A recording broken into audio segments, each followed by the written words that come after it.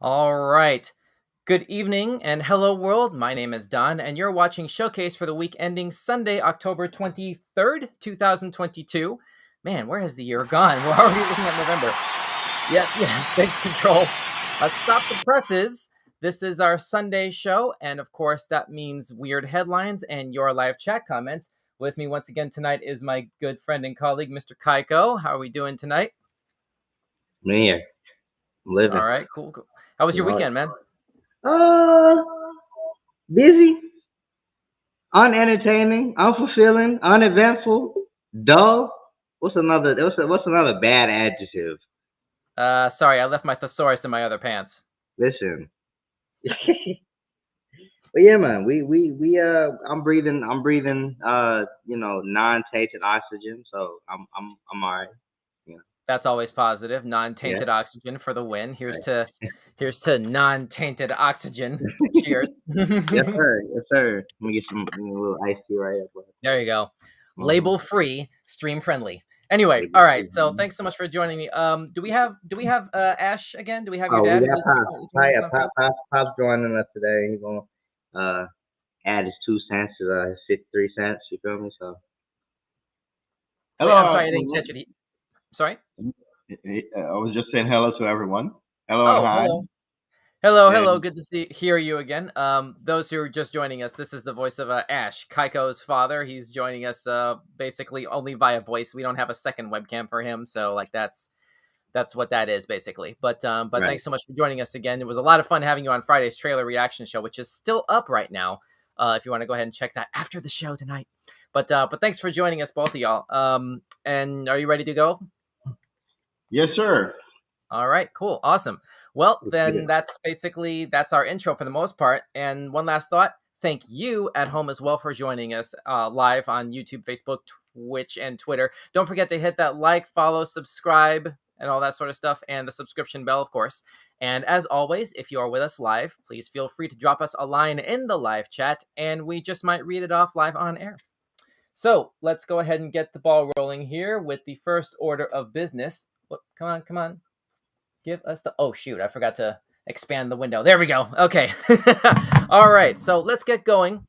First item on the docket actually is a user submission. We haven't had very much opportunity to bring in user submitted input, but just a reminder, the Linktree page scrolling at the bottom of the screen right now has a contact form. So if you have weird news headlines or suggestions for movie trailers that we can do, so long as they fit certain criteria that we cover on the channel, you can submit it in and we'll actually bring it up on the show, such as this topic that was submitted to us by Mel from Melbourne, Australia. Thanks so much, Mel, for watching and submitting. This comes to us from Associated Press. Excuse me. I am so sorry. Hang on a second. This is the wrong one. Here's the right one. So yeah, this story comes to us from Mel from Melbourne, Australia. Brain cells in a lab dish learn to play Pong and offer a window onto intelligence. Wow. Apparently, this is a thing here. Let's see. A dish of living brain cells has learned to play the 1970s arcade game Pong. About 800,000 cells linked to a computer gradually learned to sense the position of the game's electronic ball and control a virtual paddle, a team reports in the journal Neuron. The novel achievement is part of an effort to understand how the brain learns and how to make computers more intelligent. Brett Kagan, an author of the study and chief scientific officer, Mm-hmm. at Cortical Labs in Melbourne, Australia, says, quote, "We've made huge strides with silicon computing, but they're still rigid and inflexible. That's something we don't see with biology," end quote. For example, both computers and people can learn to make a cup of tea, Kagan says, but people are able to generalize what they've learned in a way a computer can't. Okay, so Kaiko, Ash, your thoughts? Yeah, I love this kind of stuff. This is evolution. This is the next gen. This is the next step in a human evolution. I think I'm big on that. I believe that this is good stuff. I believe we're heading in the right direction with that. We just got to be cautious, careful. We need an off switch or something like that. Is all I say. Hmm. But it's good stuff. Good stuff. So you're suggesting like at a certain point we need to be able to sort of pull the plug on this. It's still kind of early days, it sounds like, in No, no, artificial no. intelligence to really. No, no, I'm saying we have to be very cautious. I believe I believe that we are going to become intertwined with computers. So all I'm saying is we got to, as humans, we got to just try to be in control. Don't let it slip. You're talking about synthesis, the idea of humans and artificial intelligence, human intelligence and artificial intelligence walking side by side, hand in hand.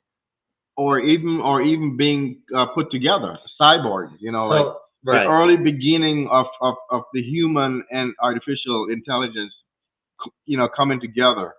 I believe that's the next step of evolution in humanity. So, I think it's good stuff. I think it's good work. So what I'm trying to understand is this is human brain cells that have been attached to a computer. That's what this is. So let's see. Cortical Labs has been trying to understand how living brain cells acquire intelligence, basically. Hmm. Let's see. Sorry. I've skipped ahead a little tiny bit. Kagan says, you might have never been to someone's house, but with a bit of rummaging and searching, you can probably make a decent cup of tea as long as I've got the ingredients, end quote.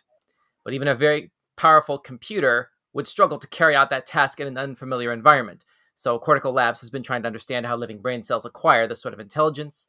And Kagan says, let's skip this ahead a little bit, quote, if we allow these cells to know the outcome of their actions, will they actually be able to change in some sort of goal-directed way, end quote. Okay, so it looks like they're taking these random brain cells and putting them in an environment where they can sort of be weaned into the process of, I guess, learning what what their environment is and how it adapts to what their thought process is. They're controlling the paddle in Pong and sort of using that to sort of stress test the point at which reaction sort of gives way to autonomy, gives way to free will. I may be sort of mischaracterizing the experiment a little bit, but basically that's my understanding of what this is trying to do essentially. And that actually begs some very fascinating questions about the nature of free will in and of itself, at least as humans have come to understand it.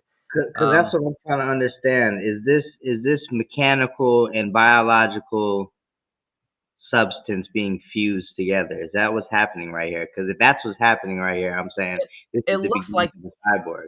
Yeah, it looks like both. You can see in the Yeah. little caption at the bottom of the screen here, I have to read this for the podcast audience. This scanning electron microscope image shows a neural culture growing on a high-density multi-electrode array.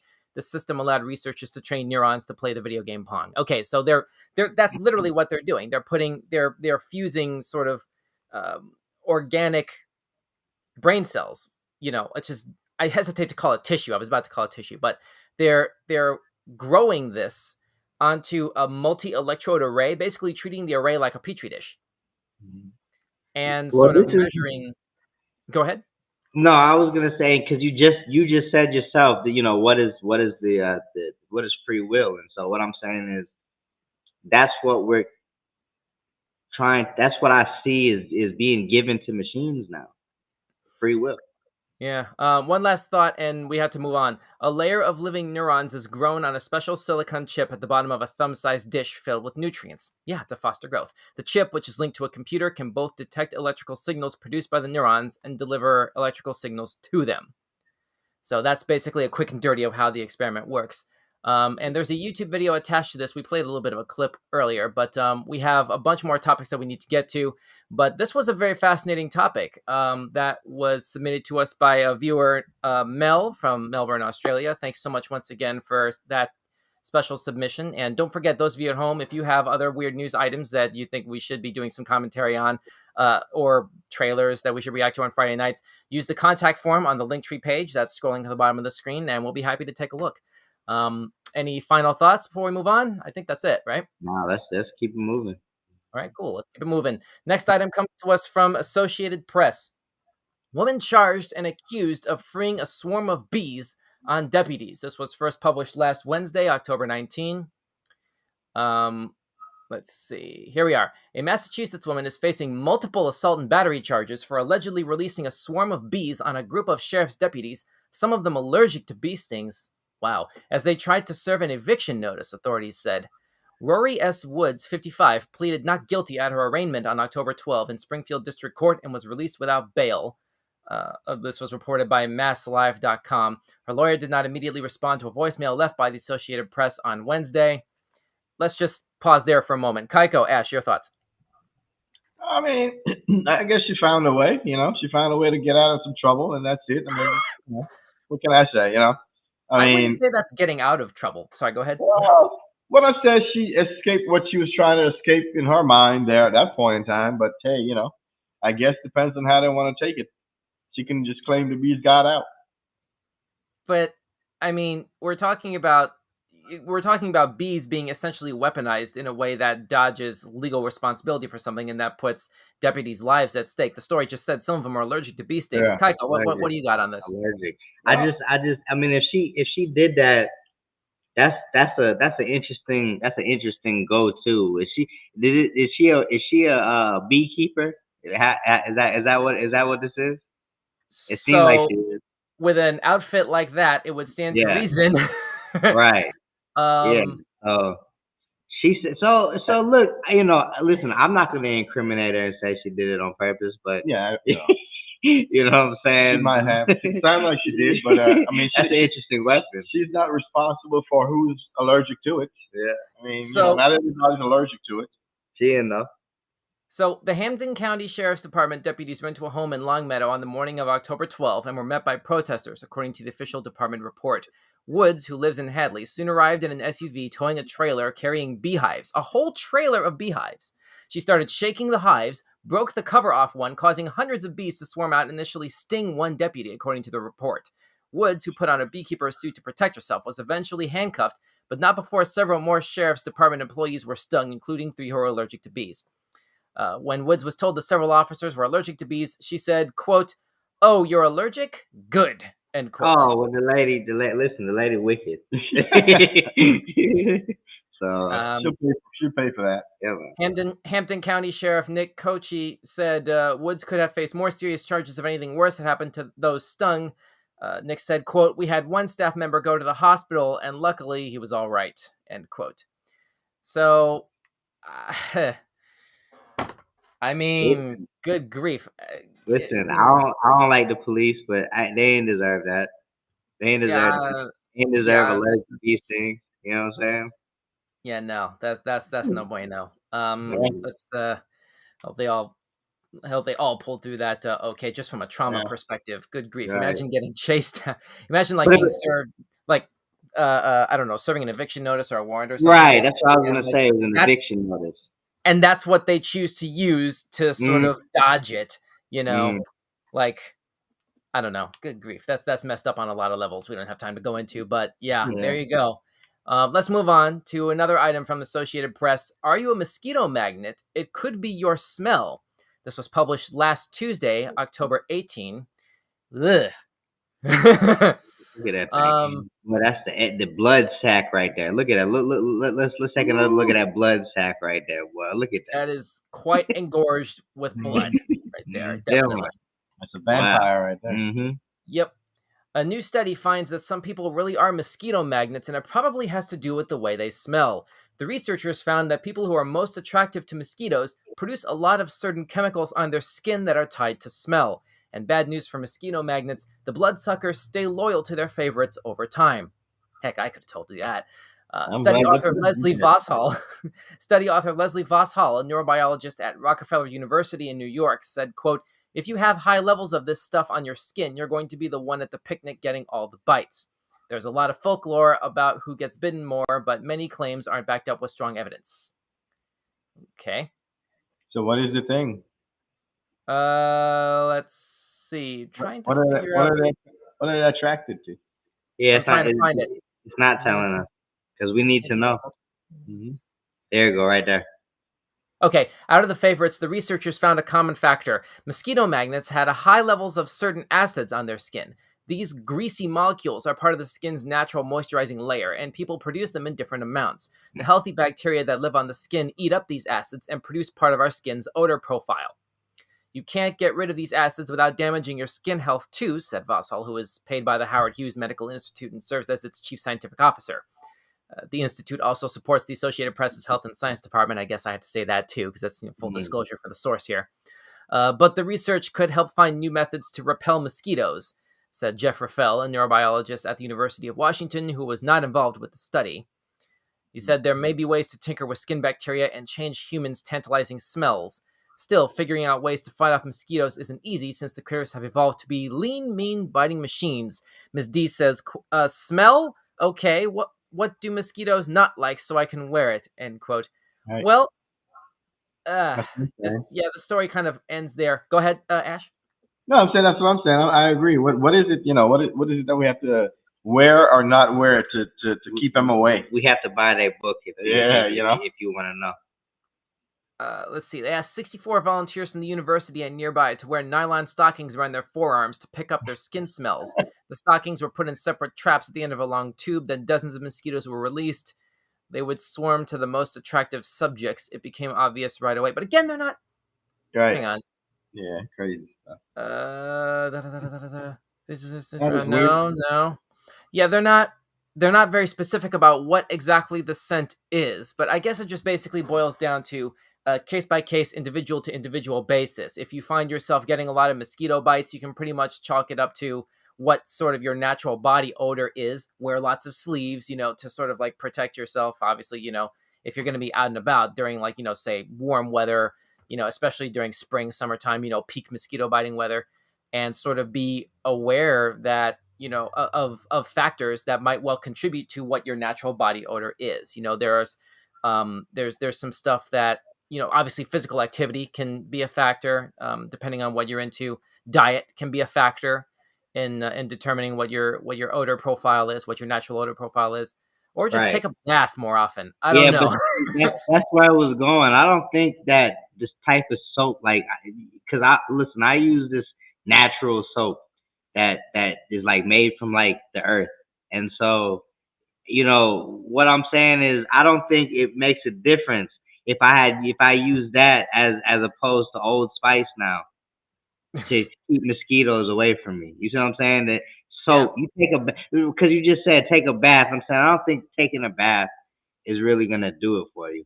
I mean, I know. I'm just partially kidding.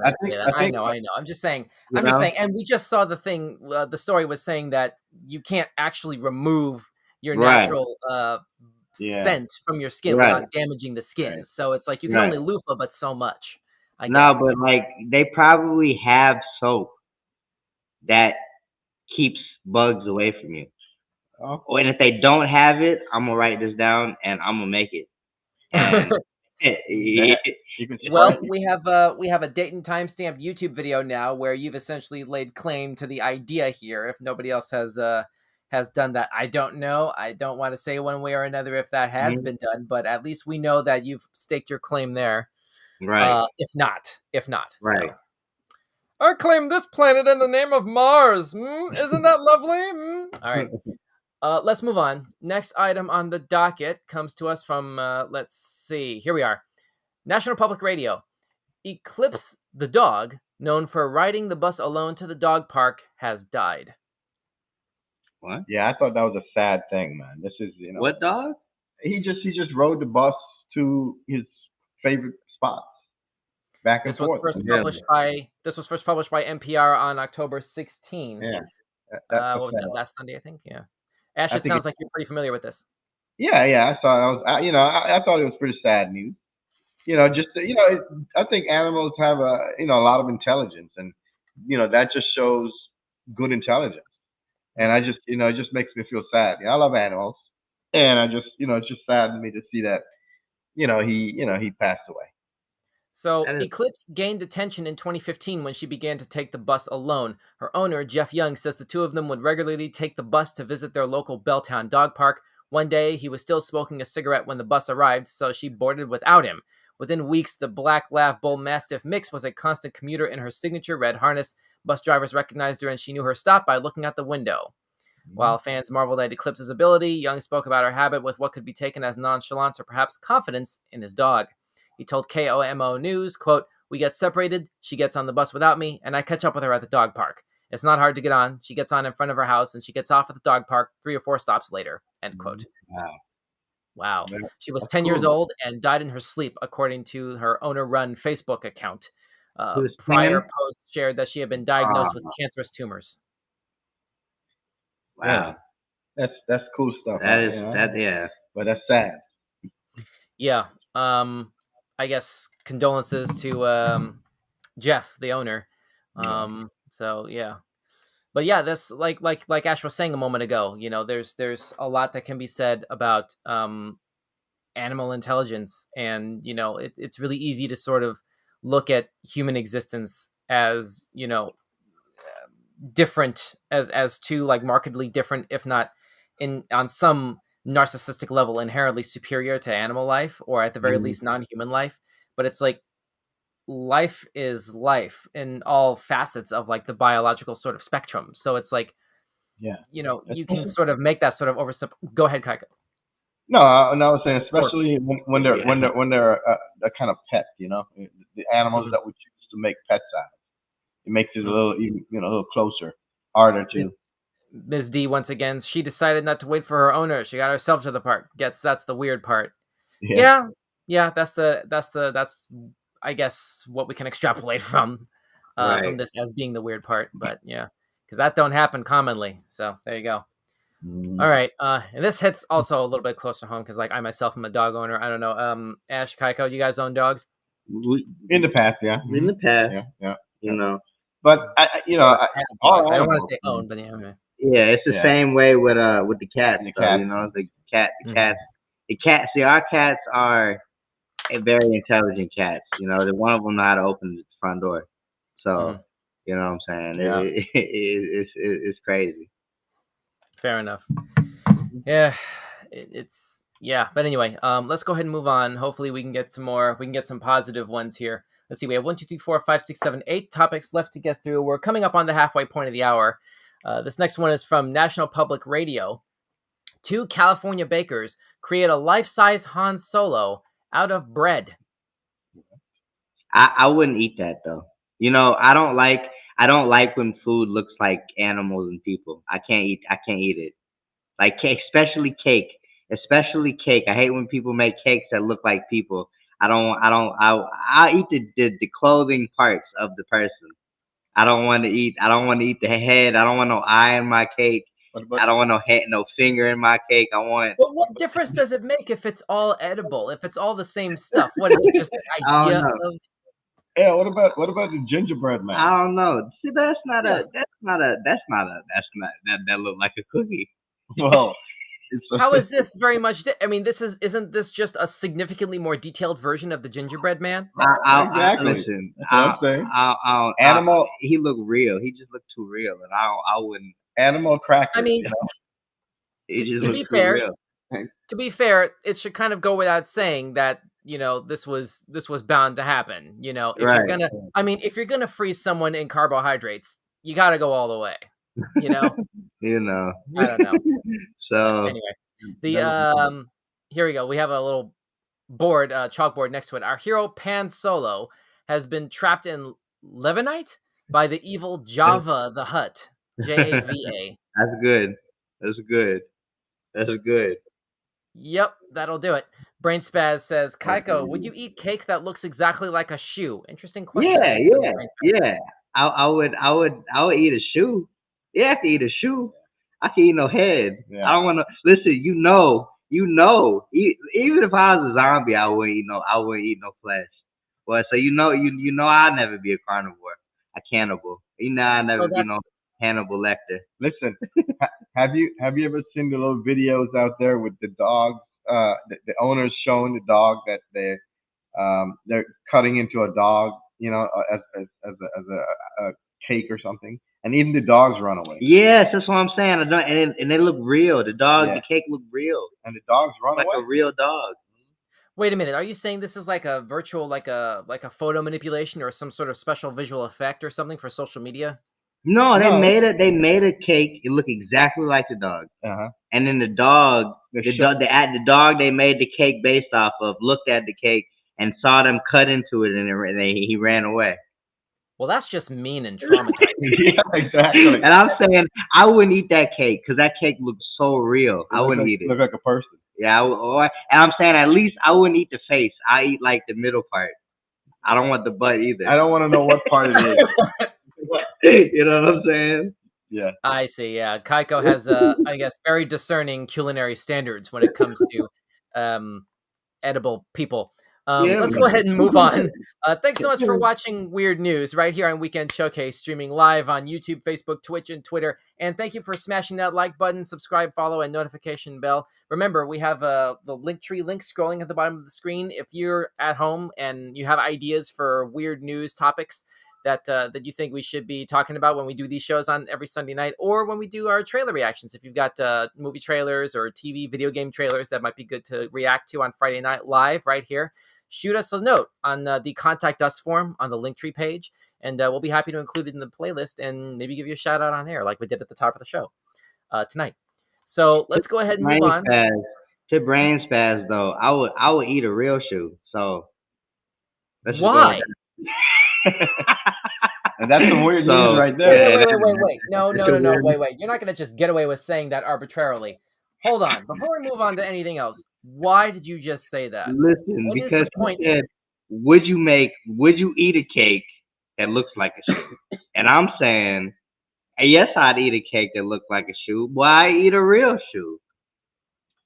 Well, if it's leather. That's not answering the question. That's reaffirming that you would. There's no establishment of logic as to why. If you cook it right, then it's good. You cook the rubber, the best part. Listen, the shoelace is probably, the shoelace, eat that like spaghetti, boy. I'll tell you what, that's probably the best supper you can get. And then if it's real leather, I mean, it's the skin of a cow, so I mean, that's edible. Eating steak and potatoes. That's edible. You eating steak and spaghetti. It all depends on how you season that. Steak and spaghetti. It all depends on how you season that shoe.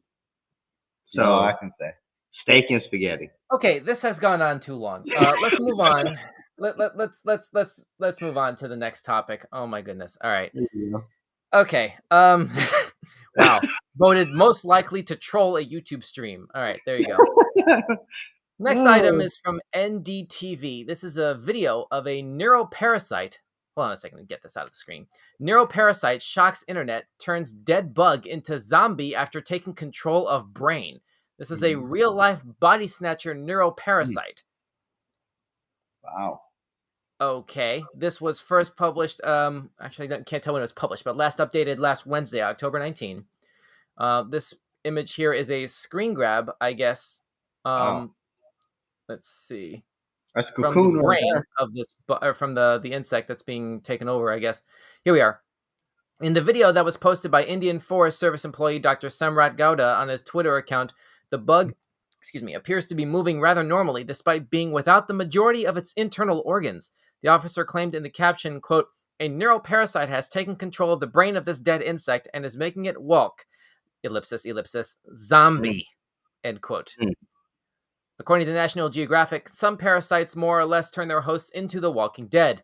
These masters of mind control manipulate their hosts from within, causing them to act in self-destructive ways that ultimately benefit the parasite. Do we want to see this video? Yeah. Yeah. See that stuff. Viewer discretion advised. Okay. This is the original video that was posted on Twitter. Let's see what we got here. Okay, here we go. Wow. Wow, you can see a cavity inside the insect. That is amazing. Mm-hmm. Holy crap! I've never seen anything like this before. Actually, I have. I used to see gameplay footage of Last of Us. That's the closest thing I can compare this to. This reeks of the cordyceps virus, honestly, or fungus. Excuse me, it's a fungus, not really a virus. Wow. Yeah. Thank you, Control. Mm-hmm. Yeah, that is uniquely mesmerizing. Ash, Kaiko, what do you got? Oh gosh, this is it is. I like that. Wow, this is amazing, man. But it's the fittest of the fittest. It's just surviving. Yeah, it's trying to keep its species alive. 1.1 million views on Twitter right now. What we're looking at is a dead bug. Basically. Yeah, that's what we're looking at. We're looking at the shell, yeah. The exoskeleton of a bug. Here's a Twitter comment from @Siddu96. This is a cockchafer beetle infected with a cordyceps fungi. Yeah, cordyceps in the video game Last of Us is based on a real life thing. They take control of the host movements, grows through an insect's body, creating a network of filaments that commandeers the insect's muscles. Oh yeah. So Yeah, truth is it's commonly said that truth is stranger than fiction. Hmm. Apparently, every so often we come across something that they're pretty much equal parts strange Hmm. and equally up there in terms of how strange it is. This is one of those shining examples of, oh my goodness, I can't believe this is real. Yeah. Like, do not adjust your television, kind Right. of. How is it? I mean, how is it even? How is it even using the body to move the legs and stuff like that? That's amazing. It, Uh, I don't. it's almost like this fungus though, because does it have control of the brain? Can it see? Does it have like you can talk and stuff Right. now? It can talk like a bug. The fungus can now talk like a bug. Yeah. I think we may be reaching a little bit too far into science fiction by introducing the idea of like that level of sentience with a Yeah. zombie insect. But Yeah. and anyway, I mean, I'm just thinking of like bees. The way that they communicate is like quote unquote dancing. They move their thorax in like particular ways. Right. The thorax and abdomen in order to sort of like Right. communicate amongst other right. So it's one of those kinds of things where you can sort of imagine that being sort of the mode of communication, but uh, this is deeply unsettling to think about as being as existing in the real world. Like it's bad and it's nightmare fuel enough to have encountered this stuff in video game form, and we're about to get an HBO show based on Last of Us next year, so this is timely to pop up in the news. But Yeah. So so ugh, it, so here's the thing. As us humans have to really understand that we're not the most intelligent things out there. I think there's absolutely, lots of very very intelligent things, creatures, whatever. yeah. And we think we are, we think we're the most intelligent, Maybe and so. we're not. I don't think. A species among species, not a species Yeah. above species, Right. I guess. Yeah. There's another way to phrase that. But anyway, let's move on to the next topic here. This comes to us from Ripley's. There's this and five more by the top of the hour. Let's see. Mysteries surrounding penguin egg rejection finally explained. Okay, this was published last Tuesday, October 18. One of the most enigmatic birds on the planet is the erect crested penguin. Native to New Zealand, this highly isolated species hasn't been well studied over the years, which means many mysteries still surround them. At the top of the list is what they do with the first set of eggs laid during mating season. Instead of carefully incubating them, the penguins discard them, demonstrating a level of disinterest toward potential offspring rarely seen in the animal kingdom. Hmm. What? Uh, Let's What? see. Until recently, scientists felt confounded by this behavior. After all, egg laying requires lots of energy, and energy isn't something animals like to waste, especially when survival is on the line. Nevertheless, the penguins keep ditching eggs, and now scientists have an explanation for this behavior. Here's what researchers have learned about these fascinating and remote birds. Before I go any further, Kaiko, Ash, any theories on this? No, not at all. It's kind of You're not going weird. to hazard a guess as to why? We're about to read it in a moment, but like, Yeah. No, I mean that's weird stuff. That's weird. I mean that's weird behavior. all right, well, let's see. Let's see. Wow, that's a lot of. I feel like this is a Where's Waldo. Look at all those penguins. Hmm. It do look like a painting. It do Yeah, look like yeah, a drawing. yeah, Yeah, actually. Yeah. Look at the Let's. water. It look like a painting. It yeah. do. All right, here's a My guess. eyes crooked. Here's one guess. Maybe they're afraid that predators would get the eggs, maybe, and so they're trying to conceal it somewhere or hide it somewhere. I don't know. Here's another. Listen, Hmm. I won't go back up to the picture of the eggs. I'm gonna keep it. Yeah. I'm gonna keep it 57 cents with you. I will eat one of these eggs. Why only 57 cents? What about the other 43? I mean, listen. I don't have a whole dollar. First of all, I ain't that wealthy now. So, but see, that's what I'm saying. I will if my unwealthiness will go get me one of these eggs, and I eat for about 2 weeks. Look how big this egg is, and nah, it's not that big.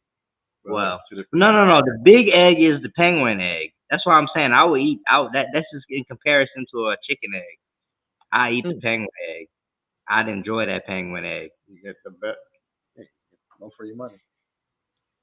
Let's see. According to Lloyd Davis, the lead author of the scientist's most recent study, erect crested penguins treat the first egg they lay as disposable. In nearly half of all cases, mother penguins make no effort to build a nest or incubate them, and 90% of these mothers lay their first eggs atop an uneven rock platform, more or less guaranteeing they'll roll away. Why? Yeah, why exactly, Ash? Yeah, Jeez. why? Yeah, So, why? Tell me so, why. so, what's wrong with the red-crested penguin's first eggs? For starters, they're significantly smaller than the bird's second round of eggs. This bucks a common trend Nah, found in avifauna. As Davis explains, quote, in most birds, the clutch of eggs gets smaller as they're laid, but in this case, the second egg is on average 85% larger than the first one, end quote. Okay, so going back to this image, it looks like both of these eggs yeah, are samples from the same species of penguin, and just one is the firstborn. The smaller one is the firstborn. So I guess maybe it's sort of a deep-seated sort of survival calculation. Like that's the arithmetic that the mother sort of makes in determining what eggs sort of get right. nurtured and survive, because she has to make a calculation about the survival of the species. I guess the bigger egg would hatch the bigger penguin, the bigger, stronger penguin that would have a better chance of survival, I guess. But That's good grief, crazy that's though. cold math to make. Wow. If that's what she's doing, then she's intelligent. If that's not what she's doing, she's not intelligent. Well, I mean, in the interest of the smaller egg, I would say that's not intelligent. Right. I mean, I can The see. smaller egg, listen, the smaller egg, all the ones that hatch out the smaller eggs can talk. So they say we can't let these humans know about these little talking baby penguins, so we gotta kill them. Oh, come Well, on. They don't all squad up into top secret, yeah. top secret squads that It, follow around a the, lion, the, a the, zebra, and the, a giraffe, and a the, hippopotamus in Madagascar. yeah, well, the article just said that there's a lot of mysteries about these Right. penguins. Well, So I'm saying there's something deeper about these penguins than we are looking at right now. Hmm. or I'm saying, listen, I was giving kudos to the intelligence of animals. Maybe these are just non-intelligent Hmm. or lesser intelligent. Well, that's one working theory from Ash right there, Kaiko's dad. What about those of you at home watching along with us live? Drop us a comment. What are your thoughts on this or any of the topics that we've been discussing tonight? Don't forget, all of our resources for all of our topics are listed in the description for this video. If you're watching our stream on YouTube or Facebook, check the description of this video, and there's a full list of all of our topics for the night. And visit the Linktree page scrolling at the bottom of the screen if you have any topics that you'd like to suggest that we talk about on an upcoming Weird News stream right here on Weekend Showcase. Yes, sir. Let's move on to the next topic, which, let's see, we have 1, 2, 3, 4, 5 more in the next 20 minutes. Let's see if we can get through that. Wait a minute. This next one didn't load. Huh. Next in I'll have to load. sort of like, I'll have to circle back to that one. We'll probably save that one for like last or next to last. Let's see. Next one is from the Mirror. People blown away after learning what Kit Kat wafers are made from, and some had no idea. Uh-oh.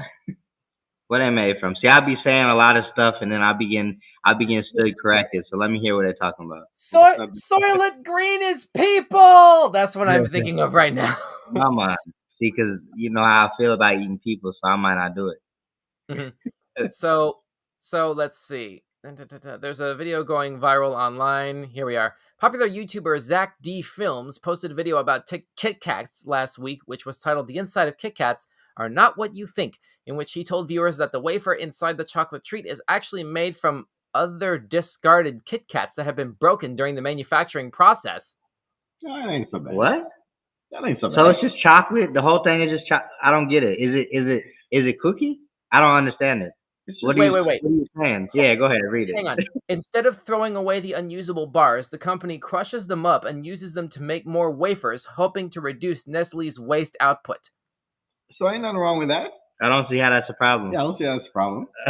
So I'm reminded of, but see, okay, there's an obvious flaw here, which is just, I guess, I hesitate to call it a sanitation thing because that's not what it is. It's just like it's a food age sort of thing. Like, what are the standards by which they're judging it's okay to use these discarded bits of wafer to help make new wafers?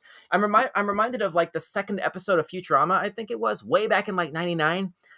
There's a scene where Fry, the guy from 1999, he goes to the year 3000. That's the whole show.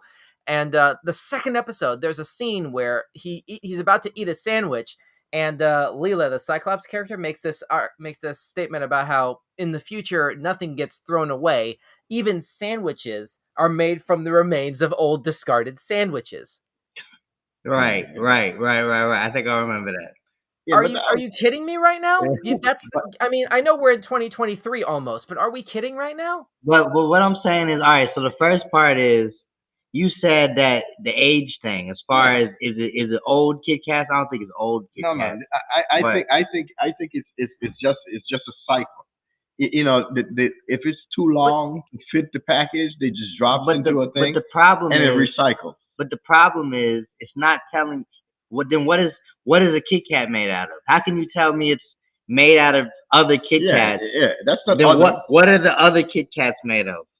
Then is So it just other chocolate? Kit Kats, like Like, other Kit Kats are made of other Kit Kats. It becomes it's this it's just an spiraling endless, cyclical. exactly, yeah, just an endless cycle. I thought they were gonna say something like, you know, the inside the wafer is made of plastic. Cardboard. Or yeah, something. So You know, I'm pretty sure if Kit Kats were made of cardboard, this would have made larger, right. wider yeah. headlines than Oh this wow. YouTube channel on a random Sunday night. I don't know, Right. but go ahead, So Kaiko. I don't see the problem there at all. It's all the same But problem. I'm saying you're not telling me what the cookie is. You're still not telling me what. So all I'm getting out of this is that this Kit Kat is a solid piece of chocolate. That's what I'm getting out of Yeah, it. exactly. A wafer mixed in. That's the. I mean, Yeah, come here it is. on. This last section. One person said, these are comments. No way a Kit Kat is inside of a Kit Kat. I never would have thought. While another added, this takes recycling to another level. Say, but one viewer was left with a very important question as they asked, so then what was the original Kit Kat bar made of? Exactly. Exactly. There you go. There you go. What are you talking about? And if they say that, then they're giving away their recipe. It has to tell you. It has to tell you. It's cookie. They're It's just a regular little. I mean, But they're not gonna tell you. it's wafer. Okay, listen to this, Go ahead. guys. Listen to this. Yeah. The news Yeah. that Nestle uses recycled Kit Kat bars to make the wafers in new bars of the chocolate treat was first discovered back in 2015 when the company themselves confirmed the process on a BBC documentary called Inside the Factory. On the show, Greg Wallace explored the Nestle factory in York, and employee Julie Walker explained how they make their wafers as cameras showed her pulling damaged bars off the conveyor belt and throwing them into a blue bucket. When Greg asked what happens to the bars she collects, Julie said they all go into rework, where they're used for the fillings for the wafers. We're picking off ones which are not of a good standard. That doesn't answer the initial question. How far back does it go as far as like the age of like the oldest Kit Kat pieces that are judged as usable, basically? And like, what did they start from? What was the original Kit Kat bar made from? But they're not gonna tell you what the original is made from. They're gonna be giving away the recipe. That's a big slap in the face. This article is. But I'm telling you that. That's like saying, listen, get some milk. It's got more milk in it. Yeah.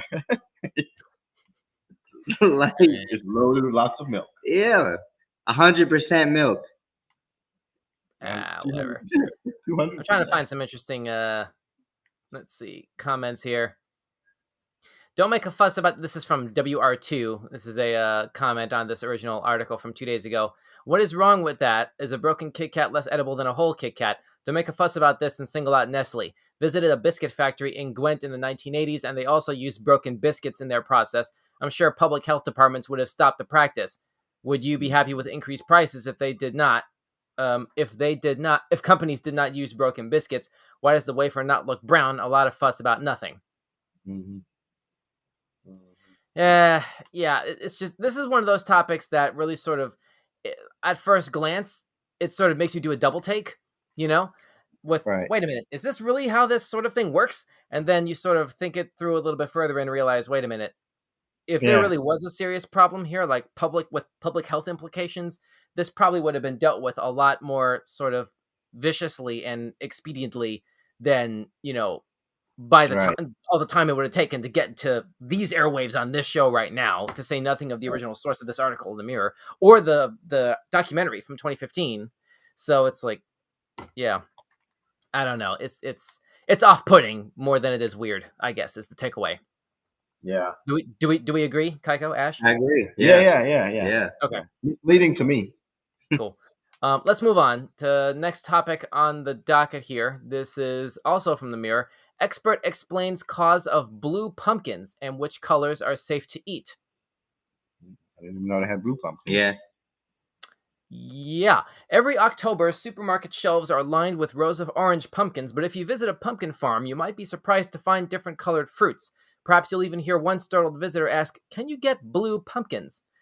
This question was at the forefront of my mind when I went to a pumpkin patch for the first time last weekend, and I was amazed to see blue, green, and white varieties among the traditional orange options. Bemused, I was keen to know if these colorful crops can be classified as pumpkins. Thankfully, the Royal Horticultural Society's Joe Lofthouse had all the answers. This is an article by Amber O'Connor for the Mirror, last updated on Wednesday, October 19. Let's stop there before we go forward. Uh, let's start with you, Ash. Would you eat a blue pumpkin? Uh, uh, not if it's just one, it's just a one off. I'd be like, I don't know. I'm not. I wouldn't want to eat it. I would probably want to preserve it for one thing. Um, so that's where I'm heading with that. I wouldn't want to eat it because I don't know why it's blue. And then, like I said, I would want to preserve it Okay, for that's sure. fair. It's for the novelty of it, I guess, right? Yeah, yeah, yeah. Okay, cool. Kaiko, do you agree? Now, I, on the other hand, would eat I like pumpkins. I would eat the pumpkin. And you talking about preserving the pumpkin, but the pumpkin go bad. I'm gonna eat the pumpkin. Uh, Um, After it went bad? No, I'm saying the pumpkin gonna go bad. So how you Oh, preserving it? I'm gonna eat sorry. no, no, no. Well, I mean, I was you about to know, say, wait. I thought I misheard you. Go ahead, Ash. yeah. No, I was gonna say I'm not gonna just put it away like that. I'm gonna like put Freeze it. no, put it in some kind of a. Well, now we have like a resin or something. Like Put it preserve in. it. Put it in formaldehyde or something. Put it in something that'll preserve it. You know You what I'm know? saying? So What, like a I would. frog? That's what you do Yeah. with formaldehyde. You Yeah, like right. you Yeah, get a right. frog, Exactly. a reptile Yeah. corpse, Not embalm him. Yeah. Preserve or it. an amphibian corpse. Yeah. Yeah. I, Would you man, eat it? I wouldn't eat it. Would you? I'm I saying wouldn't. 'cause people like they have that jack o' lanterns out until Christmas, and I'm saying you need to throw your jack o' lanterns away. I mean, That's all I'm saying. if you Like, have it set up to be able to be preserved in a way that you could just you could just put it in your garage or something until next year or whatever, basically, without attracting rats or something. That's why I get fake stuff. I Yeah. get fake plants and I get fake pumpkins yeah, man. because I can have it forever. Yeah, man. But the Yeah. manufacturing process creates a lot of non-biodegradable waste for that sort of thing, does it not? What waste? What you throwing away? If I get a fake flower, what's getting thrown away from this fake flower? Is it going Well, in listen, a we just waste? read a story, Kaiko. We just read a story where even the manufacturing process of Kit Kats creates enough Yeah. waste that they have to justify it by recycling it back into the next run of products that we have to consume. Wait, so if they take all, so what you're telling me is that if I get a whole bunch of fake trees and all the if leaves fall off, we're gonna pick all the leaves up and make a new fake tree. What's wrong with that? Aside from the obvious physics implications of that being impossible, um, You can I mean, clip that feels like leaves a false metaphor to a or blank analogy. tree. You can clip the leaves to a blank tree. Well, I mean, sure, but it's going to look like Charlie Brown's Christmas tree at the end of it, That won't it? is That's what it's led to. We're gonna have a Charlie Brown Christmas tree with Oh no! my recycled fake leaves. There you go, folks. That's how we're doing Christmas this year. All right, well let's finish this topic on the other great pumpkin. Let's see. Speaking to the Mirror, the expert explained the phenomenon behind blue pumpkins, and it's safe to say the horticulturist at RHS Garden Harlow Carr knows his stuff. But that doesn't mean my question could be answered simply. Let's see. He explained, while winter squash come in many different colors, it tends to be the hard-skinned, round, orange, or sometimes white varieties that are thought of as pumpkins. However, it is a subject of some debate as to what constitutes a pumpkin and what is just another variety of winter squash, end quote. And then there are hundreds of different varieties to choose from. Colors range from familiar orange to red, yellow, green, gray, and even blue, with varying patterns and many weird and wonderful shapes and sizes. So this is less of like the vegetable going bad per se, or having some sort of weird genetic mutation or a genetically modified sort of thing, and more of a simple case of mistaken identity: pumpkin versus squash. You know, I mean, I want a blue pie. I want a blue pie, and then tell somebody, listen, this is a pumpkin pie. And they say, how is it a pumpkin pie? That look like a blueberry pie. I say, no, it's a pumpkin pie. You see what I'm saying? That's one way to do it, I suppose. I mean, but that only works if enough of the blueness, what is it? Not the texture, but for visual consistency, for lack of a better way to describe it, actually translates over I'm through sure the that cooking process to where it looks blue. Go yeah. ahead. I'm sure everything about it is blue. So the pie is gonna come out blue. Yeah, Throw a little food coloring in and it. and I'm sure you can enjoy a nice forkful of that while listening to Eiffel 65. I'm blue, dabba dee dabba die. No, all right, well, all right, fine. That song was like 22 years ago. Fine, God, jeez. All right, I don't even. never mind. Moving on. Next item is from UPI. Brazilian man's far-popping eyes earn Guinness World Records. Whoa! I've seen this before. This is the farthest eyeball pop. Yeah, this is that's a cartoon right there. That is, Come on. I don't know. I can't play this on top of, like, obviously some people may be having dinner, so we're gonna go ahead and move on from that. But also, like, we can't play the Guinness World Records YouTube videos because we'll get hit with a content ID violation if we do that. Right. So, like, we're just gonna go ahead and read this. Let's see. Guinness World Records announced Sidney de Carvalho Mesquita, aka Tio Chico, was awarded the world record title for the farthest eyeball pop by a male when he showed off his unusual ability to make his eyes protrude 0.71 inches out of their sockets. He said his skill was discovered in childhood, and his parents had originally feared it was a symptom of a disease, but he was given a clean bill of health by doctors. Record breaker said, quote, "My skill is definitely a gift. It came from my father, my mother, and the creator too," end quote. Okay. So, okay, there you go. Any last reactions to that before we move on? Listen, I had a cousin that beat him back. She could pop her eye out completely. Oh.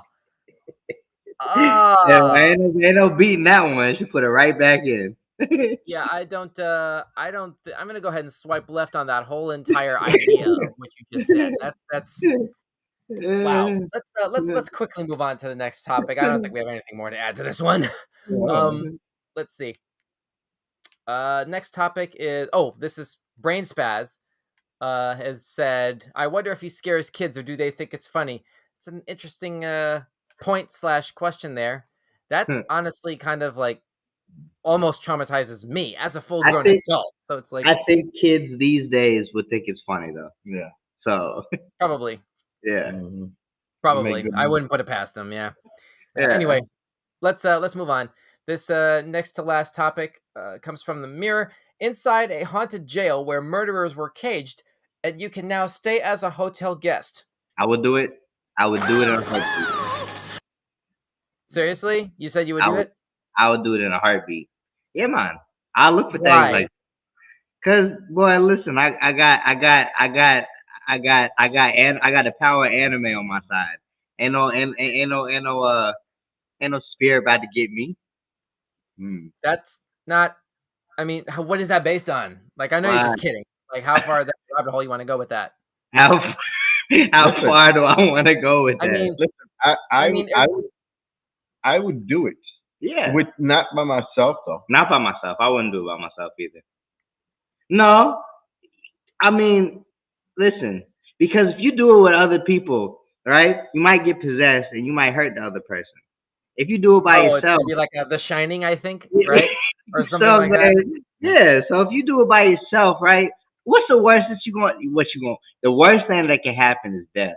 I don't think you're gonna die. So what I'm saying is, you're going to experience things, but you'll leave. I still won't do it by myself. You know, you'll experience things. Okay, hang on a second. Let's stress test the parameters of this. Ash, would you stay overnight, one night, in a haunted jail cell like this for $5 million? Well, now you're bringing interesting stuff into it. $5 million, definitely. Okay. I mean, why not? Listen, I could make it through it. I'm just saying I would rather someone be there with me. But for $5 million, I mean, there's no question. Yeah. So then, given that you do have a price tag on your bravery, where is the floor on that? If we establish 5 as like a reasonable apex, what is the least amount of money that you would actually do it, not just seriously consider? Like, what is the lowest amount of money that you could see yourself spending a night in a haunted jail cell by yourself? I think $1 million would buy me. So 900,000 is not enough. I'd take that. This is someone. Listen, it's. I mean, Do I hear 800,000? Do I hear 700,000? No. well, hey, listen. If I'm just saying, for if you tell me $10, I'd be like, no. You tell me $100, no. You understand what I'm saying? But you talking about 5 million, I'd be like, okay. $100, no. I'll be like, y'all, I don't. Nah. I could close my eyes and put some earplugs in or something. I mean, I don't have to hear or see. For 5 million, man, I'll do it. Listen. If it's like a attraction, like Disney World or something, like if it's like something that people pay to go do, you see what I'm saying, and they have experienced stuff, then I feel like $100 is reasonable. But if this is like a really haunted place, and somebody and they've never been in there and tested it out, and they're just like going there for my cap on that situation is probably maybe $1 million.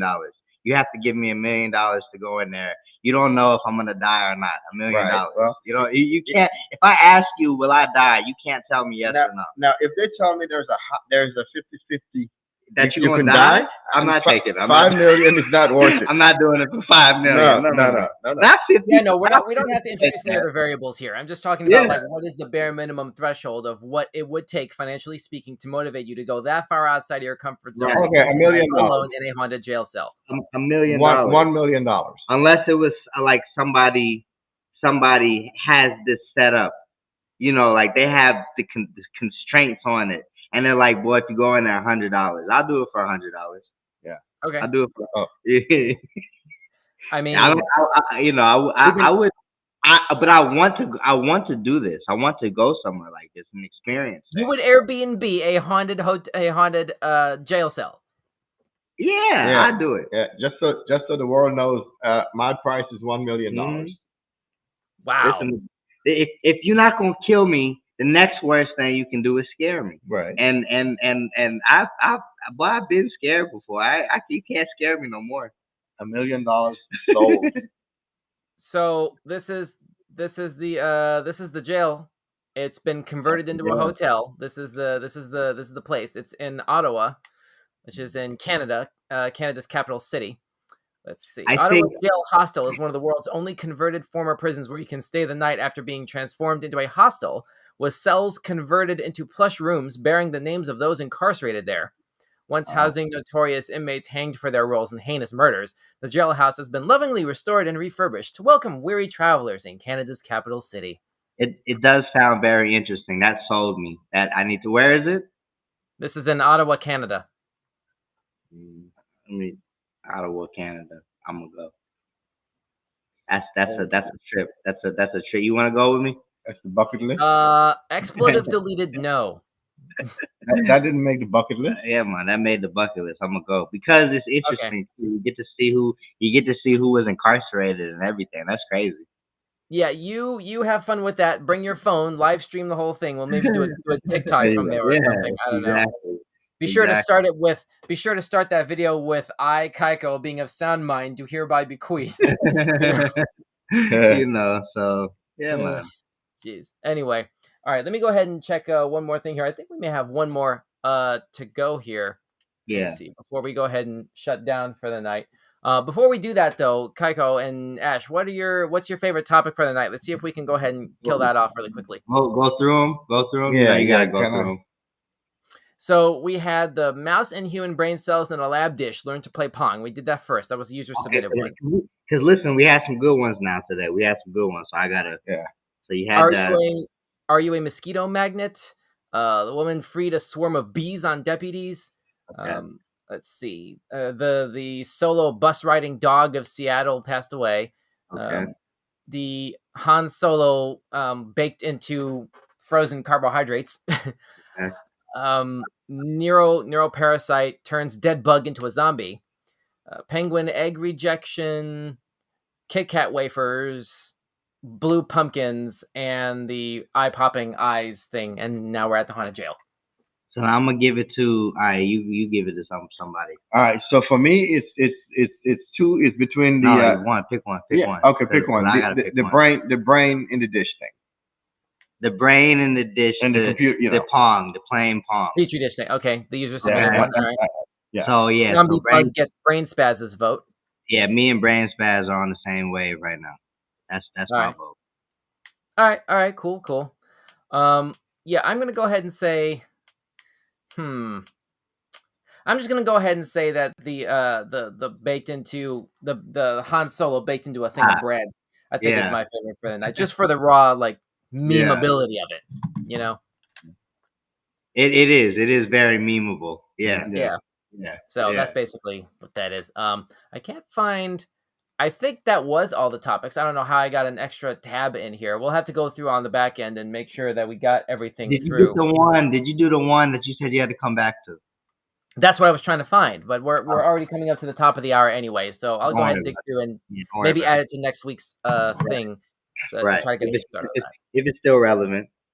Yeah. But anyway, thanks so much for watching Weird News right here on Weekend Showcase, streaming live on YouTube, Facebook, Twitch, and Twitter. And thanks for smashing that like button and notification bell. We have one more thing to do here. Yeah, Brain Spaz with the reminder, dad joke. I know I have the tablet out. See, our regular viewers know what time it is. We know what time it is. And it is now time for a dad joke of the day, which is how we end all of our live streams here. Let's take a look. Well, not all of them, but like we started doing this lately. Okay, so let's see. Here's one. How about this? Trying to figure out. Okay, how about this? Here's a good one. I just spent $300 on a limo and learned. Hang on a second. Sorry, there we go. I just spent $300 on a limo and learned it doesn't come with a driver.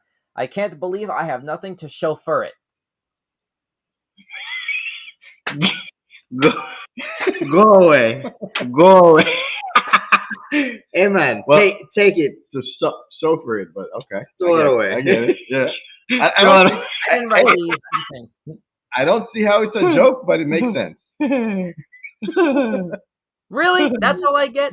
Ash, you're a real dad, and that's all that I get for doing a dad joke? All right. All right, you know what? How about this? How about this one? Let me do another one here.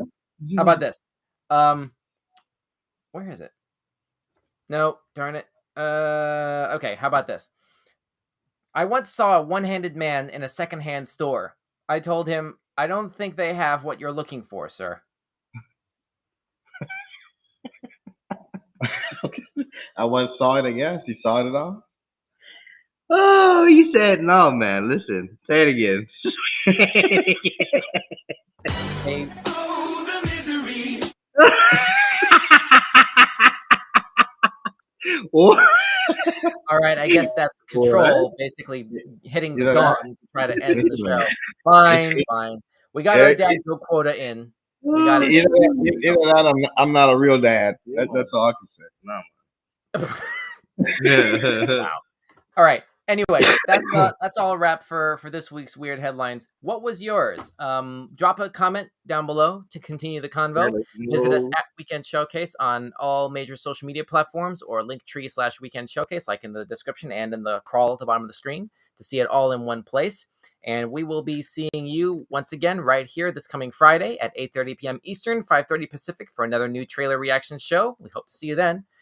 For now, I'm Don. With me tonight were Young Kaiko. I'm Ash. One love. Stay tuned. All right, awesome. Before we shut down, do either of y'all have anything to plug? Anything, major projects or anything coming up to plug? No plugs. Okay, cool. No plugs. Ash? I told you I need to have some plugs, but we'll have some plugs. Yeah. Okay. Anyway, so hope to see you Friday at 8:30 p.m. Eastern. For now, be safe. Hope you had a great weekend. Showcase you later. Good night.